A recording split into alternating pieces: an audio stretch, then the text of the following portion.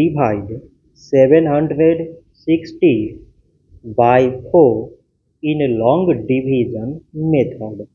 4 times 1 is 4. On subtracting, we get 3. So this 3 is less than 4.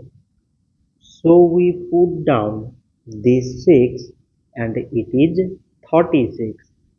4 times 9 is 36. On subtracting, we get Z.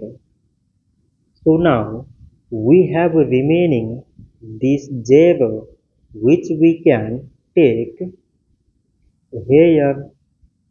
So 760 divided by 4 is 190.